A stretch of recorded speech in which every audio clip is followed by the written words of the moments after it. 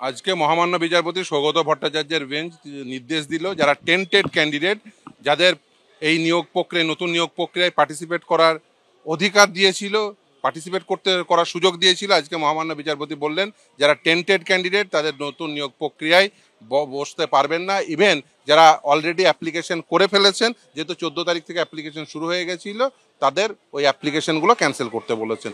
এবং নিয়োগের যে বিধি পরিবর্তন, অর্থাৎ ওই নাম্বার ডিভিশনের যে পরিবর্তন, সেটা তিনি ওই পয়েন্টটি এন্টারটেন করেননি। ফলে সেই পয়েন্ট নিয়ে বলেছেন যে না, যেমনভাবে চলছিল ওইভাবেই চলবে।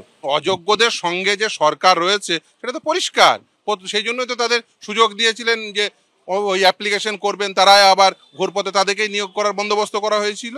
সেই জন্য আজকে আদালত খুব পরিষ্কার বুঝতে পেরেছেন যে টেন্টেড ক্যান্ডিডেট তাদের আবার সুযোগ দেওয়ার চেষ্টা হচ্ছে। ফলে আদালত খুব স্বাভাবিকভাবে টেন্টেড ক্যান্ডিডেটদের তাদের এই নতুন নিয়োগ প্রক্রিয়ায় পার্টিসিপেট করতে পারবেন না বলে নির্দেশ দিলেন, এবং যারা যারা অলরেডি অ্যাপ্লিকেশন করে ফেলেছেন তাদের ওই অ্যাপ্লিকেশনগুলো ক্যান্সেল করার নির্দেশ দিলেন।